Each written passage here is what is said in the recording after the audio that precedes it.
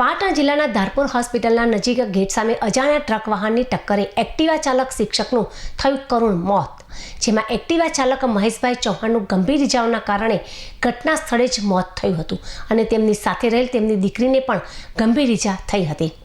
પાટણ જિલ્લાના અંબાડા ગામના અને પાટણની વૃંદાવન સોસાયટીના રહેવાસી મહેશભાઈ બલજીભાઈ ચૌહાણ રાધનપુર સિનાળ પે સ્કૂલ આચાર્ય પોતાનું એક્ટિવા લઈ સાંજના સમયે ધારપુર હોસ્પિટલ ખાતે સ્ટાફ નર્સના નોકરી કરતી દીકરીને લેવા ગયા હતા અને ઘર પરત આવી રહ્યા હતા.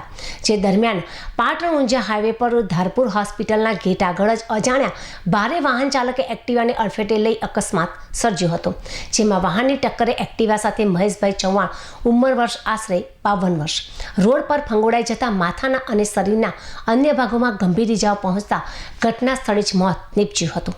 અકસ્માતનો ધડાકો સાંભળી આજુબાજુના લોકો ઘટના સ્થળે દોડી આવ્યા હતા. માથા અને મોઢા ઉપર ટાયર ચડી ગયું હતું. તેઓને ગંભીર ઇજાઓ થતાં તેઓનું ઘટના સ્થળે જ મોત થયું હતું. જે બાદ ટ્રક ચાલક ટ્રક મૂકીને ભાગી ગયો હતો.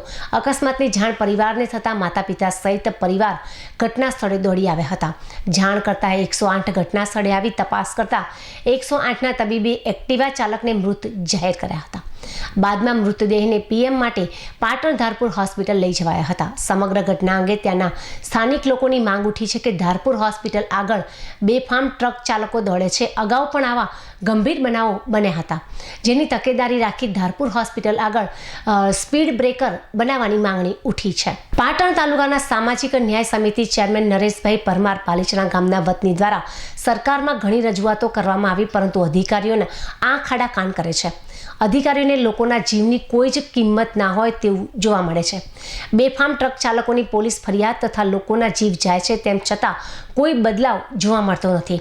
ટ્રક ચાલકોને કાયદાનો ડર રહ્યો જ નથી. બેફામ ડ્રાઇવિંગ તથા નાની ઉંમરના વ્યક્તિઓ ડ્રાઇવિંગ કરતા હોવાથી સ્ટેરિંગ ઉપરથી કાબુ ગુમાવી દે છે, તેથી માર્ગ અકસ્માત વધુ થાય છે.